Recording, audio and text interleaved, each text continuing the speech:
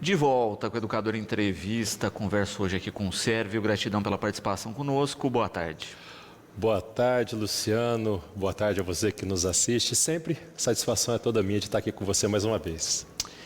Sérvio, a gente tem aí recentemente um relatório, né, da Organização Mundial de Saúde falando a respeito das enfermidades não transmissíveis, né? Ou seja, né, a gente está falando aí de condições geradas pelos nossos hábitos, não é, pela nossa rotina de vida e que essas enfermidades podem ser evitadas por alguns fatores de vida saudável, né? Um deles a prática do exercício físico. Sim, Luciano. Como o próprio nome diz, né, são as doenças não transmissíveis, elas são doenças aí que são adquiridas principalmente pelo sedentarismo, pelos hábitos de vida não saudáveis, pela alimentação irregular, que acometem aí, principalmente o sistema circulatório, o sistema respiratório, os acometimentos como obesidade, a questão do diabetes, tudo isso faz com que as doenças se instalem. Então essas são as doenças crônicas não transmissíveis. E também é interessante, né, a gente pensar, quando a gente pensa, por exemplo, num diabetes, enfim, né, são questões que depois de instaladas ficam contínuas, não é? E hoje tem um impacto gigantesco na população global, sendo que é isso, né, prática de exercício, alimentação saudável, boas rotinas, previnem, não é? E como é que a gente não consegue controlar isso? Exatamente, né, Luciano? Quando a gente tem ainda uma condição genética, que é uma doença que ela traz um acometimento justamente porque já vem aí com a predisposição, a gente já tem como tratar e até como prevenir. Agora você imagina aquela doença que está instalada e que está em suas mãos para que você previna e para que você também possa tratar. Então, assim, esse grupo de doenças são doenças que elas vêm, né, associadas aí à nossa saúde ou à não saúde, justamente por aquilo que a gente deve fazer como o principal, né, que é cuidar da nossa alimentação, que é cuidar do dia a dia aí, dos nossos hábitos, coisas que se a gente colocar numa tríade aí, é o nosso sono, a nossa alimentação e a nossa prática esportiva. Dentro da rotina, a gente acaba vendo, e é o que o Pedro coloca, que muitas vezes quando as pessoas começam a ter alguns problemas de saúde relacionados a essas questões, por exemplo, aumento da pressão, não é?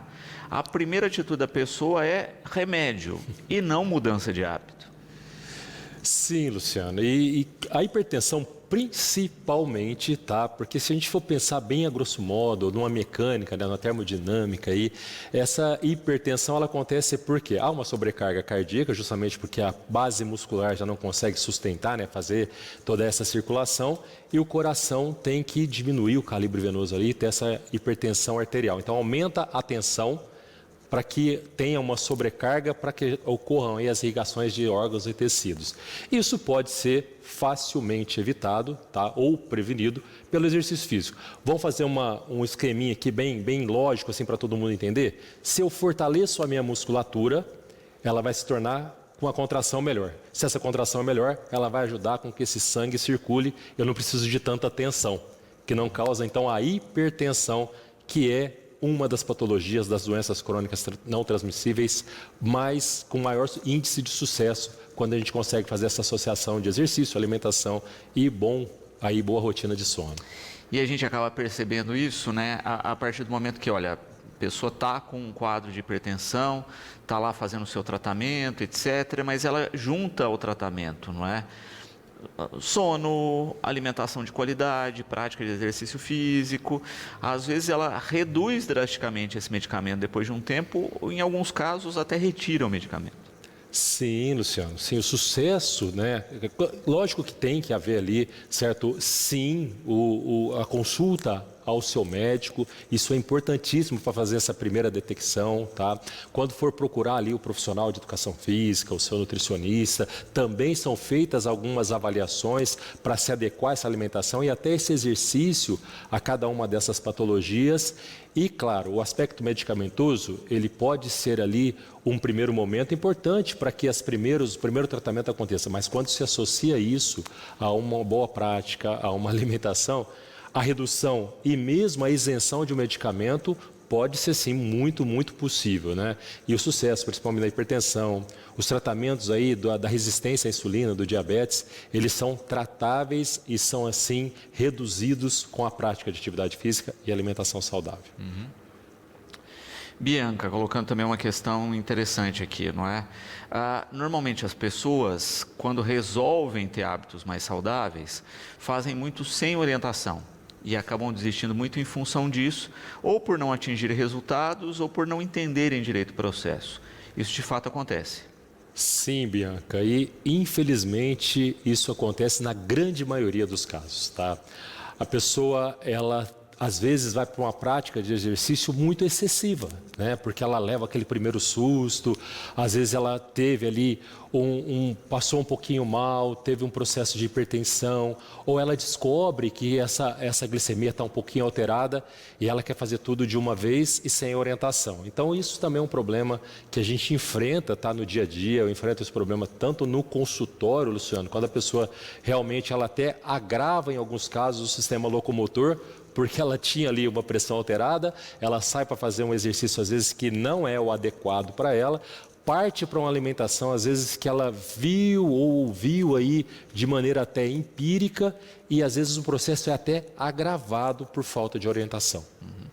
E a pessoa muitas vezes quer a questão da mágica, né? Quer resultado rápido, vai na dieta da moda, né? Começa a se alimentar com produtos que não estavam no seu hábito, porque estão na moda também, e depois, não é, acaba vendo o resultado aí bem distante do que queria.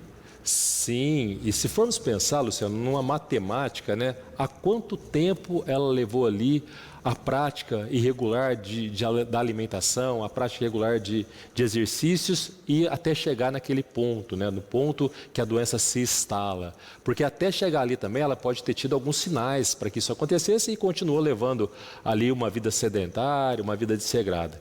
A partir dali, ela quer uma coisa muito imediatista, né?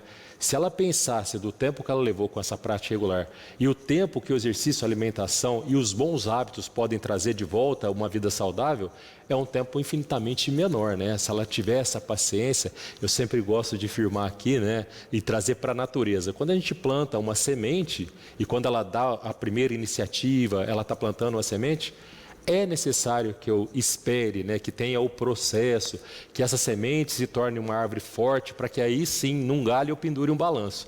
Então, às vezes, ela quer que a coisa aconteça muito de imediato, certo? Até pelo susto, né, que ela leva, vai muitas vezes, como disse aí a Bianca, de maneira desorientada, e até, Luciano, o que é pior ainda, ela às vezes tem um colega que teve sucesso com o tratamento já a médio e longo prazo e ela chega numa academia, por exemplo, e não pergunta, por exemplo, há quanto tempo é a sua prática, como você está se alimentando. Ela pergunta o que você toma. E às vezes parte aí para até uma suplementação que é indicada também em alguns casos de maneira irregular e traz algumas sobrecargas também. Rodolfo também com uma questão bacana aqui. Né? A gente está falando aí de enfermidades, né, não transmissíveis e ele coloca isso, né, que muitas dessas enfermidades são cumulativas, como você colocou, né? O sujeito passa anos, né, desenvolvendo um hábito ruim e não é do dia para a noite que o hábito saudável vai melhorar a vida dele. Mas ele coloca justamente isso, né, daquilo que se acumula e que a prática a física ou alimentação vai melhorar um pouco, mas não vai resolver mais o problema instalado. Por exemplo, ele coloca aí, né, olha, articulação, joelho, etc., né, se ameniza, mas não vai resolver mais. Isso, Adolfo. Porque nós vamos aqui dividir algumas questões, né? Primeiro, aquelas doenças que a gente vai conseguir realmente fazer uma reversão e até tirar em alguns casos, né? Também com acompanhamento médico, o aspecto medicamentoso. Alguns casos eles vão amenizar, em outros casos nós vamos só melhorar um pouco daquela qualidade ou daquela dor e que mesmo assim serão associadas à parte medicamentosa. Mas clara é a ideia que em todas as alternativas existem melhoras, né? E o importante é isso, independente de qual fase essa doença está instalada, há uma certeza que se você começar a trazer essa mudança, a mudança irá acontecer. E às vezes a gente é um pouquinho ingrato, viu, Luciano? Porque acontece de maneira até relativamente rápida, tá? A gente consegue ver aí, no caso da hipertensão, em algumas semanas já algumas melhoras bem pontuais. Então, assim, quando tem uma equipe multidisciplinar ainda, o médico, o nutricionista, mesmo no caso das dores aí, Rodolfo, o fisioterapeuta, tudo isso trabalhando junto, a gente tem sim bons resultados, é que a gente é muito imediatista, né? A nossa própria condição hoje de poder teclar ou falar com o nosso telefone e já trazer uma resposta, nos trouxe o abreviamento desse processo, que também nos trouxe um problema. A grande gama de informações, Luciano, que não tem embasamento científico e, de novo, certo? Pessoas que às vezes conseguem agravar um processo ou um estado por não seguirem o que é correto. Por quê? No senso comum, nós sabemos hoje quais são os alimentos saudáveis. Nós sabemos que o exercício é benéfico. É tão simples e a gente complica tanto muitas vezes, né? Exatamente. Né? E é interessante isso, né? Como o Rodolfo coloca aqui, olha, joelho, articulação, etc. Pode não voltar a ser o que era, não é? Mas se você tem um problema no joelho e sobrepeso, você tira o sobrepeso, você vai ter mais qualidade de vida, não é? Então, querendo ou não, como você coloca bem, você vai ter um ganho razoável aí. Sim, e nós vamos falar aí, né, até da osteoporose, que é assim voltada ao sistema ósseo, a própria obesidade aí que vem acometer também as pessoas. Claro que quando a gente começa a ter exercícios, por exemplo, vamos falar da osteoporose para exemplificar, Luciano. Existem índices de osteoporose que vão até limitar a prática de exercício com impacto. O que eu faço? Levo esse paciente, levo esse aluno para dentro do meio líquido e ele já tem as suas primeiras melhoras. A partir dali eu coloco com exercícios de impacto que vão causar ali essa questão de tornar o osso bem mais consistente. Na parte de obesidade, a gente trabalha a associação dos exercícios resistidos com os exercícios que são aí as caminhadas.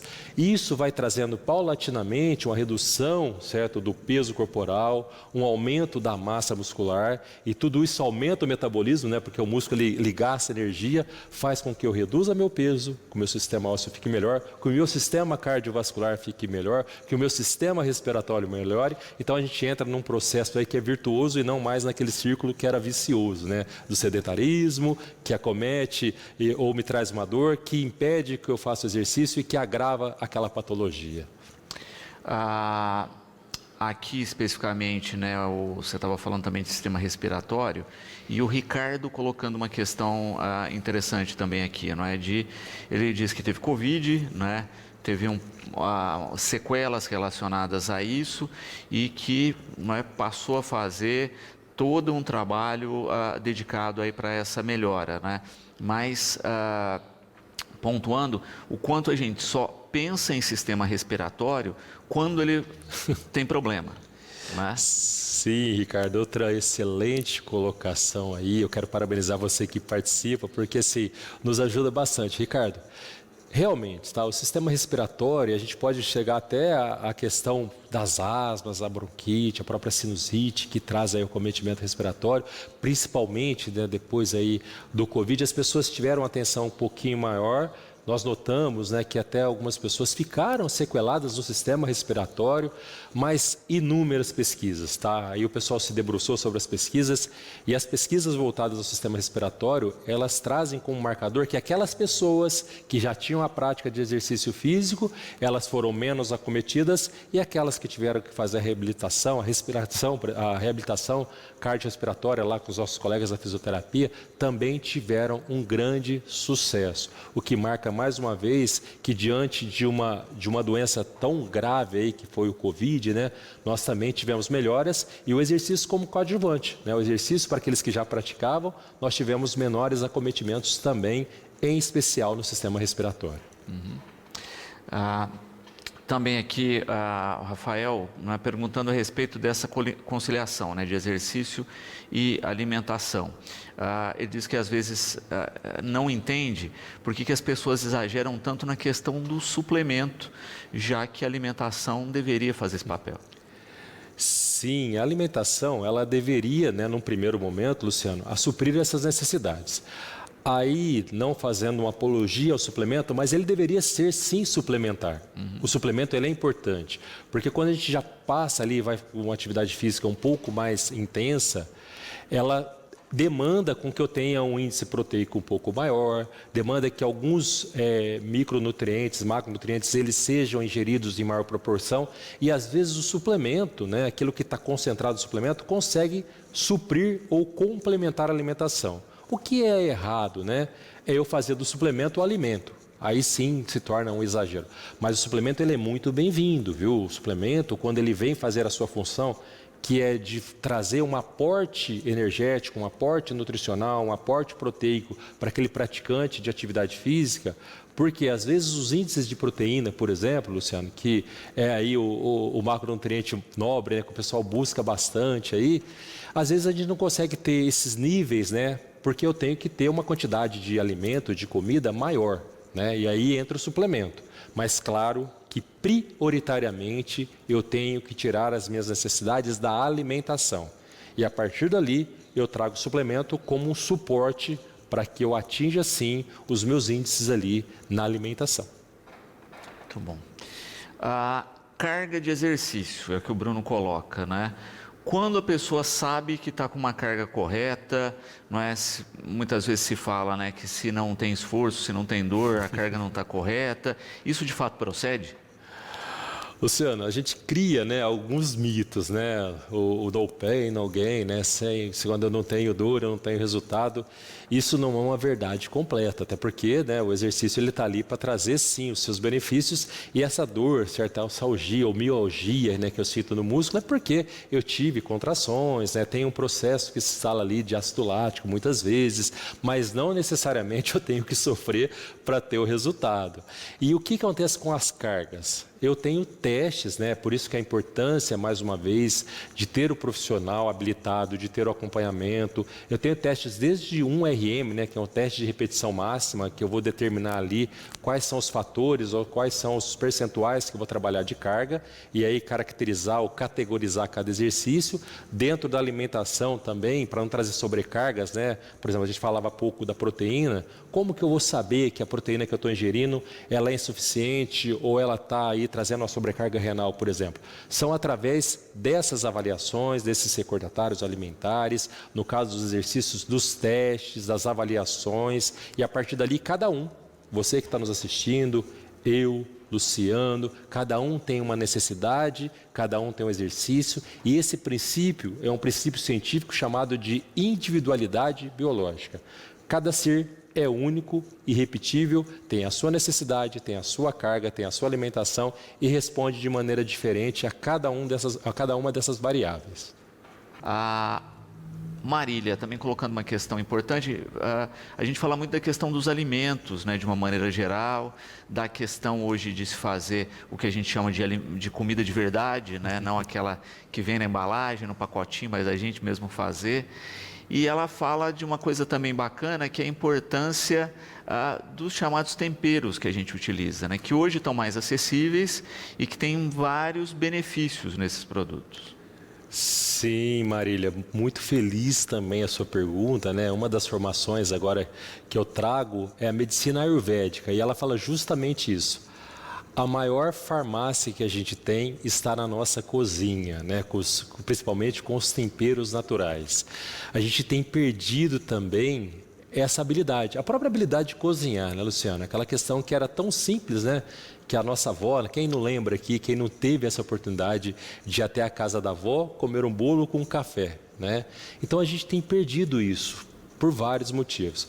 E o tempero, o cozinhar, a manutenção, né, a manipulação desse alimento hoje, ela é extremamente importante. E Marília traz aí um ponto importantíssimo, que é justamente esse.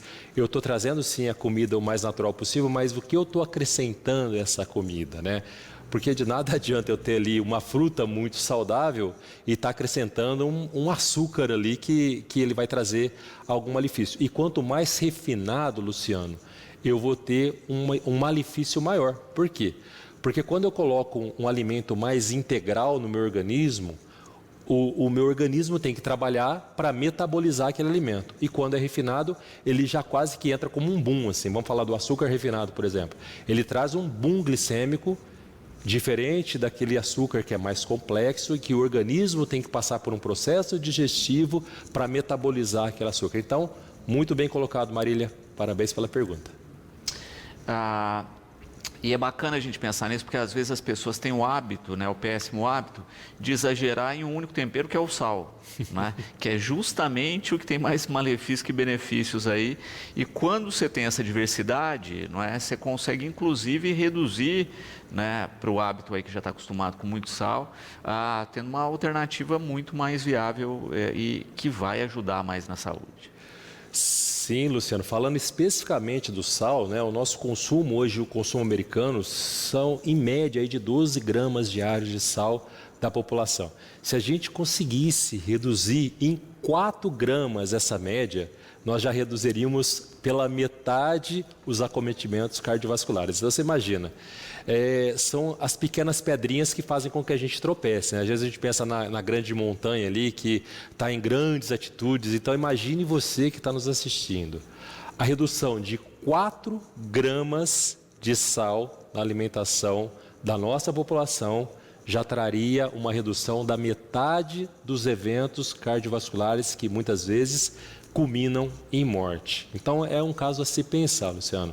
O sal, lógico que ele é um tempero fácil, um tempero hoje que tem um custo baixo, mas que a gente exagera muito, e o que deveria até trazer um benefício, porque o sal também tem os seus benefícios, quando exagerado, traz aí uma tendência a uma das doenças que mais matam no mundo.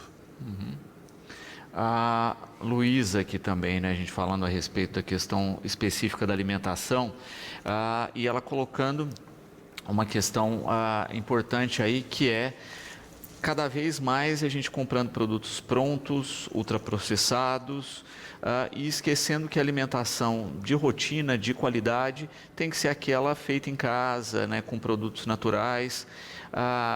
E perguntando isso, né, a gente vê o impacto diariamente na qualidade de vida e na saúde das pessoas sendo jogadas fora, só por uma desculpa de ser mais rápido, quando na verdade muitas vezes nem é. Verdade, né? Porque hoje a gente vê que, principalmente a indústria alimentícia, Luciano, ela traz, né, uma facilidade muito grande. Para você hoje abrir a latinha de um refrigerante, você não despende nenhuma energia. Que seria diferente de você ir ali, pegar uma fruta, picotar, fazer essa fruta, picar a fruta, colocar lá no seu liquidificador. Então, todo esse processo, certo? Que deveria ser um processo natural, a gente tem trocado, às vezes, por um processo muito mais rápido. Em alguns casos, né, até o preparo de você ter que tirar alguma coisa, colocar lá no seu micro-ondas, se torna até mais moroso do que você fazer uma prática saudável. Então, nem essa desculpa a gente está podendo dar mais hoje em dia, né? Porque os congelados, os ultracongelados, os ultraprocessados, né? Eles trazem realmente um prejuízo muito grande. Se as pessoas parassem, Luciano, por um tempo, para entender que essa rapidez faz com que elas também abreviem a sua vida, faz com que elas passem menos tempo aqui, elas têm tanta pressa que estão encurtando a própria vida, né? Isso traz realmente assim um prejuízo muito grande. Então, quanto mais natural, né, a gente sempre fala isso, né, melhor descascar do que desembalar, é melhor, claro, para a saúde, e isso é um senso comum. E é incrível, como foi colocado aqui, como que as pessoas não conseguem associar um conceito tão simples.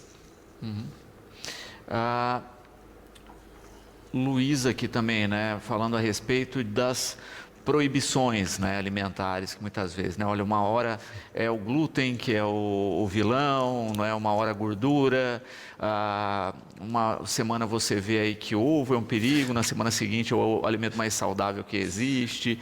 Fica meio maluco na cabeça da população de uma maneira geral.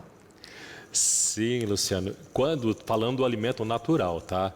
Não existe um alimento que é bom para todo mundo, então não existe assim, porque deu certo para você, que ele vai ser um alimento que no meu processo digestivo, o meu corpo vai trazer o mesmo efeito. Também não existe aquele alimento, quando é natural, que ele vai ser totalmente proibido, né? Que é aquele alimento que faz mal para todo mundo também. O que acontece muitas vezes, Luciano? A gente tem hoje uma pressa tão grande, né, que a gente acaba fazendo com que a nossa própria digestão ela se torne acelerada e alguns alimentos já entrem no processo digestivo incompletos, né? E aí, quando isso cai na corrente sanguínea, o nosso corpo não entende, né? Não codifica como um alimento. Ele entende como um invasor às vezes, e às vezes é um bom alimento, mas ele foi mal digerido e faz com que eu crie uma resistência que é a própria alergia. Vamos fazer aqui uma simulação. Vamos supor que a gente está fazendo um almoço agora, tá? Você que está fazendo um almoço, preparou para esse almoço e de repente chegou uma visita na sua casa aí. E o arroz está quase pronto, e você tem que pegar um outro arroz para colocar ali na mesma panela. Tá? Vamos imaginar que esse seja o processo de digestão. Então, aquele alimento que estava sendo digerido, eu coloco outro alimento para que o meu corpo tenha que metabolizar. Então, ele vai ter que tomar uma decisão. Ou o arroz vai queimar, ou ele vai ter que entrar incompleto. Algumas vezes esse alimento entra incompleto no nosso sistema digestivo, pela pressa que a gente tem, pela alimentação muito processada, e quando entra lá, passando por todo o nosso sistema, o intestino e tal, ele volta para a corrente sanguínea e o nosso corpo não reconhece como um alimento, certo? Porque às vezes até a molécula ela entrou tão grande que ele acha que é um invasor e cria aí as alergias, né, que a gente vê hoje em dia com muito mais frequência, Luciano. E de fato, não é, como você coloca bem, uma rotina cada vez mais complicada na saúde alimentar, né, usando esse termo, cada um demonstrando uma problemática justamente porque a gente está fazendo cada vez mais uso de uma alimentação inadequada, né, e sendo que a gente tem acesso à maior fonte de saúde existente, que é alimento saudável. Sim, e a gente tem perdido, Luciano, a capacidade mesmo de sentir os sabores, né? Se eu falo, por exemplo, do sabor astridente aqui, ninguém vai, às vezes, identificar esse sabor. Por quê? Porque a gente tem colocado o alimento tão de maneira processada, né? Esse alimento está tão fracionado ali, a indústria tem entregue uma coisa tão fracionada para a gente, que a gente não tem perdido a sensibilidade, certo, das papilas gustativas de sentir o gosto dos alimentos. Uma pessoa que toma a decisão de tirar o açúcar do café, se ela for fazer assim, ela está acostumada a tomar um café com açúcar e de repente ela tirar o açúcar, ela vai sentir um impacto muito grande. Mas se ela vier num processo de redução desse açúcar, ela já vai ter uma melhoria muito grande na saúde por um processo, tá? Então eu tenho que também... Adaptando o paladar para isso. Sim, exatamente. Então eu tenho que treinar o paladar, não dá para trazer grandes modificações. E quando a gente fala das restrições, isso também acontece. Às vezes a gente tira da nossa alimentação um macronutriente que é importante. O cortar o carboidrato, por exemplo, o que seria? Muito relativo. O carboidrato é uma fonte de energia. Quando eu tiro uma fonte de energia, eu trago, por exemplo, a glicose como o principal combustível para o cérebro. E eu começo a reduzir isso. Então, por isso que a gente até fala, né? A pessoa está sem comer um doce ali, ela fica mais nervosa. Isso faz sentido. Por quê? Porque eu vou tirando, cortando, vou extraindo. Então, as dietas muito específicas, eu só como isso. E as dietas muito restritivas, eu tirei totalmente isso da minha alimentação? A gente tem que olhar com muito cuidado, Luciano. A gente falando no bloco passado a respeito de alimentação e o Guilherme colocando aqui, né, da expressão, né, que cada vez mais se usa, né, desembalar menos, descascar mais, né? E de fato, não é? Muitas vezes a gente fala da prática aí de abrir um pacotinho de bolacha ou de uma coisa assim, mas com a fruta você tem o mesmo processo, gasta ao mesmo tempo, mas tem muito mais, não é, qualidade de vida comendo a fruta. Pois é, Luciano, e o Guilherme foi muito feliz também na questão, porque às vezes a gente acha que está tomando, né, na indústria um suco de fruta. Quando você olha na rotulagem, tem 1% de fruta. Então você imagina que tem essa questão que tem que se atentar. E claro que quanto mais natural, e digo mais, Luciano, quanto mais de época for essa fruta, quanto mais de época a gente tiver a alimentação, melhor é ainda, porque ainda dentro dessa questão, lógico que é melhor que eu coma uma fruta às vezes que venha de um outro país, do que eu coma algo industrializado. Mas quanto mais natural, quanto mais próximo da colheita ali, certo? Se eu tiver no quintal de casa, é o ideal, né? É o mais saboroso aí, porque até o sabor, Luciano, ele é alterado, lógico, com as viagens, essas frutas e tudo mais. Mas claro, isso é um consenso que quanto mais natural, melhor do que o industrializado, isso sem dúvida nenhuma. Uhum. E é interessante, não é, pensar justamente o que você coloca, né? A fruta, o legume, a verdura, etc. e tal, né? Se é da estação, vai ter mais nutrientes, vai ter mais qualidade, vai ter menos química ali também no processo de produção. Então a gente também tem essa vantagem aí. E a gente tinha no passado uma rotina muito disso, né? Olha, entrou a época da manga e entrou a época de tal produto, não é? Parece que a gente perdeu um pouco essa ligação com o período. Sim, Luciano, a gente tem se desligado da natureza, certo? É muito assim, me traz uma lembrança, assim, uma nostalgia muito gostosa, quando o meu avô falava assim, ó, vai chover tal dia. E parecia que era um vidente, né? A gente tem perdido esse contato com a natureza, o que é mais óbvio, né?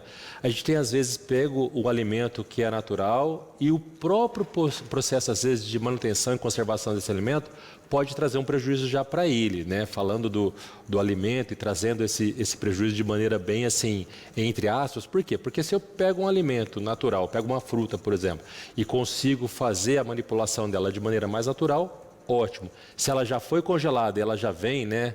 Ela já tem uma outra destinação, certo? Já tem ali uma perda de nutrientes. Então a manipulação desses alimentos também, ela é de extrema importância, tá? Cada vez que eu vou deixando com que aquilo que é natural e vou transformando em mais artificial, tenho que congelar, eu tenho que picotar para ficar mais fácil, lógico que eu já vou perdendo um pouquinho aí também. Perfeito. Também quando a gente fala, né, do exercício ligado à alimentação, Miguel colocando isso, né, pré e pós-treino, não é? Cada vez mais a gente tem uma lenda a respeito disso, né, de toda a estrutura, né, dentro dessa rotina. E a gente acaba não sabendo direito o quanto, né, ou como, né, fazer, né? E aí é o que ele coloca aqui, né? Como no pré, como no pós, como nos dois, o que comer. Certo? O como vai ficar por aqui. Porque o importante primeira coisa é comer de maneira saudável. De nada adianta, Luciano, eu fazer uma alimentação totalmente artificial. Eu vou para um pré-treino agora e fui indicado pelo meu nutricionista esses alimentos que são mais energéticos, que vão trazer um maior índice de energia. Quando eu termino o meu treinamento ali, eu vou ter uma alimentação mais proteica, né? E agora vamos voltar ali, eu vou fazer ali o meu ovinho mexido depois. Mas de nada adianta eu fazer uma alimentação o mais natural possível no pré e no pós e continuar tendo hábitos aí que não são hábitos saudáveis, né? Então vamos pensar, Guilherme, no contexto geral, tá? Vamos pensar, por exemplo, alguns suplementos. A gente fala muito assim, em qual momento tomar, por exemplo, quando a gente vai para a esportiva, a creatina, né? O importante é que a creatina esteja circulante no seu corpo, se a gente for falar de suplemento. Claro, a ideia é que nós temos ali alguns momentos que tem uma absorção um pouco melhor. Por exemplo, quando você vai dormir, que acontece realmente o melhor anabolismo, logo depois do seu treino, nas primeiras horas da manhã, quando você veio de um dia de jejum. Então isso é bastante relativo, mas o importante é que você primeiro se alimente bem. E a partir dali, você tenha sim alguns alimentos que vão desprender maior energia, né, no pré-treino e alguns alimentos que vão ser reconstrutores no pós-treino. E esses se encaixam. Os carboidratos são importantes para a geração dessa energia. As proteínas são importantes para que eu faça ali o processo pós-treino. Mas o lipídio também é importante, porque algumas vitaminas, elas são lipossolúveis, né? Elas vão ser ali metabolizadas através da gordura. E, de novo, vou voltar lá para aquilo que eu falei quase no começo da nossa entrevista aqui. Não existe nenhum alimento que seja ruim para todo mundo e também não existe um alimento que vai fazer bem para todo mundo o tempo todo. A gente tem que estar muito atento às estações do ano para fazer essa alimentação. Lembrando que as proibições, o exagero, as restrições, elas são altamente aí, trazem prejuízos muito grandes. Por quê? Eu tiro do meu corpo, às vezes, um nutriente que é importante. Ou eu exagero naquilo que poderia ser mais mensurado. O que seria, Luciano, hoje, uma máxima muito importante? As pessoas se preocupam muito com o que elas comem, mas a grande questão a gente deveria pensar no seguinte: o que meu corpo é capaz de digerir, certo? Como que a minha digestão acontece? Porque às vezes aquele alimento que pode ser muito bom para você, porque o seu sistema digestivo, o seu acne é diferente, para mim eu vou ter mais problemas de digerir, porque a minha genética é outra, os meus processos são outro, o meu ritmo de vida é outro. Então, a gente tem sempre que pensar, não é aquilo que eu como, mas aquilo que eu sou capaz de digerir. Porque você que está nos assistindo, você já prestou atenção que aquilo que você come torna parte de você? Certo? É muito interessante, a gente nunca pensa nisso, né? Vou pegar o alimento mais simples ali, um pão. Eu como um pão, esse pão ele se torna pele, se torna osso, se torna cabelo, se torna parte do meu metabolismo, certo? Então, a gente esquece disso, que o que entra pela minha boca torna-se parte de mim. E tem gente aí, né, que tinha que vir embalagem já em plástico, né, de tanto produto já nesse sentido que acaba consumindo. Leandro aqui também parabenizando pela temática. E falando da prática de exercício da mais simples, que é a caminhada, não é? Aí ele coloca o quanto saber, né, de ritmo, né? Hoje a gente tem, ele coloca aqui uma série de dispositivos, né, relógio que conta passo, e ritmo e tal. Ele fala, isso de fato altera o resultado? Sim, é uma boa pergunta também, né? Porque vão mensurar aí o que vai ser o fator mensurador aí da velocidade. A gente pode pegar, por exemplo, a frequência cardíaca, Luciano. Se eu tenho uma frequência cardíaca ali que ela está um pouquinho mais baixa, mas ela vai propiciar para que eu faça uma atividade física mais longa, eu vou trazer um benefício ali mais voltado à queima de gordura, por exemplo. Não, eu quero melhorar o meu condicionamento físico. Eu aumento um pouquinho esse batimento cardíaco, né? Se eu aumento, eu vou ter que trazer um exercício mais intenso. Se ele é mais intenso, a gente vai no outro princípio ali, que é do volume e intensidade. Se eu aumento o volume, eu tenho que diminuir a intensidade. Então, se eu corro, eu vou me cansar mais rápido, teoricamente, do que uma caminhada. Então, se eu corro, eu estou me condicionando mais e eu tenho que pensar, trazendo essa linha também, que às vezes as pessoas pensam, eu estou fazendo um exercício que vai privilegiar a minha queima de gordura. Ela pode até beneficiar, mas ela tem uma característica mais de condicionamento, mais de melhoria. Por quê? O carboidrato, por exemplo, Luciano, ele é mais biodisponível do que a gordura. Mas o meu corpo tem que entender que aquele exercício, eu desprendo o carboidrato para eu começar a metabolizar a gordura. Tem até um grande autor aí que diz assim, a gordura queima na chama do carboidrato. Então, eu preciso de ter carboidrato no meu corpo para metabolizar essa gordura.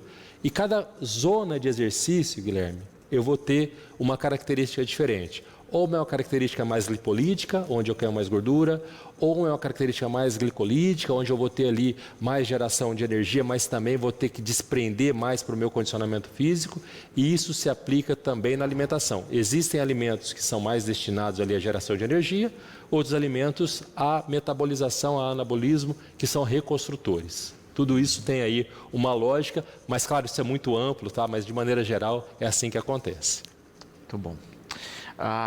Gabriel também, né, falando dessa questão metabólica, né, que você toca, né, que cada um tem um perfil especificamente metabólico, mas ele coloca essa questão, né, o quanto a alimentação associada ao exercício vai trabalhar também esse metabolismo.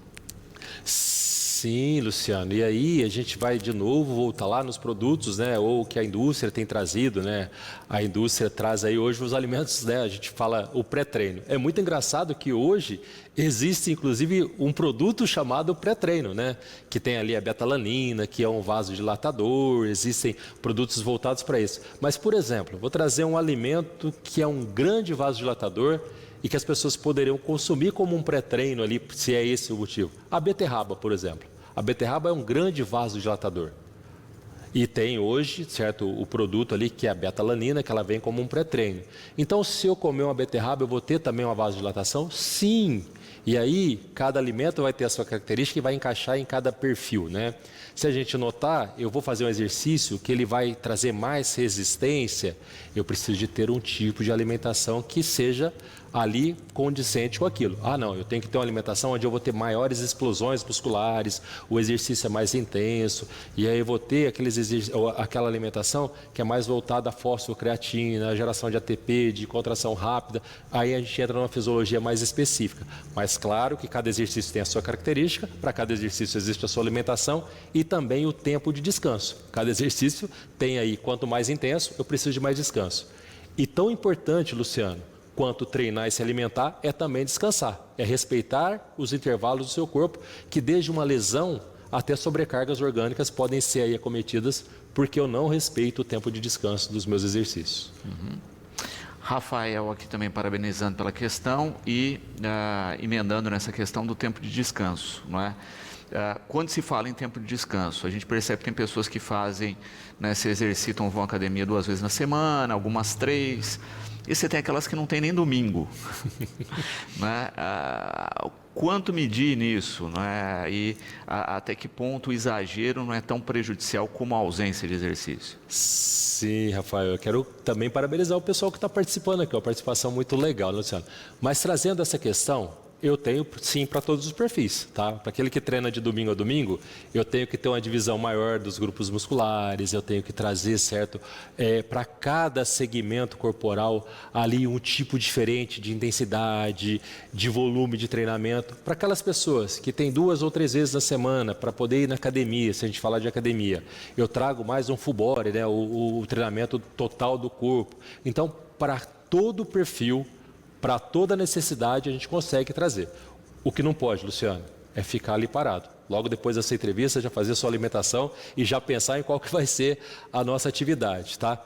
Eu vou desculpar para você que está aí sentado nos assistindo, mas depois disso você já vai pensar que hoje à tarde, tá? Você vai fazer a sua atividade física e já vai começar a pensar na sua alimentação. O que é possível hoje que você já substitua? É diminuir um pouquinho o açúcar do seu café? Já deu o primeiro passo. É dar a primeira volta no quarteirão? Já fez assim algo diferente do que aquilo que você estava fazendo.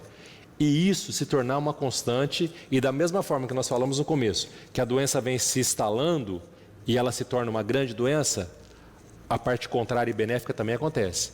O que hoje é uma pequena caminhada, uma volta no quarteirão, é um pouco mais, que você já começa a se preocupar em se alimentar melhor, já melhora o seu sono, já melhora o seu metabolismo, você psicologicamente já tem ali uma saúde mental melhor, e aí você começa a se sentir bem com aquele exercício, com aquela alimentação, e isso se torna também um tijolinho que a gente vai construindo nessa grande parede ou nessa grande casa que é a saúde.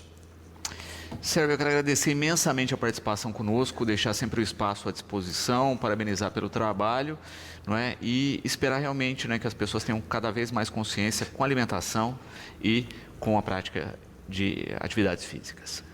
Sim, Luciano. Eu que quero agradecer desde o convite lá da Valéria, a você sempre assim, com essa inteligência, o pessoal que participa, sim, tá? Ao Paulo que está lá na técnica, que vocês não veem, mas que é o nosso aluno hoje, que está ali também com a gente, e a você que está nos assistindo, que você pense nisso, tá? Que essa atitude é uma atitude que vai não só melhorar a sua qualidade de vida, a sua vida hoje, mas a sua poupança de futuro, tá? E eu quero aqui já deixar uma homenagem especial a toda essa população da terceira idade, a esse público que também hoje, Luciano, tem aumentado aí o número de pessoas que chegam nessa tênue idade e que tem se preocupado, tá? Para você que está nos assistindo, dê o primeiro passo hoje, já comece a perceber aí o que é possível de você mudar e paulatinamente, gradativamente, plante a semente, porque logo, logo você vai ter a sombra e vai poder descansar dentro dessa sombra que é lá na sua terceira idade, com a qualidade de vida imensa. Parabéns também ao programa que traz sempre temas muito, mas muito evidenciados, Luciano. Parabéns a vocês também.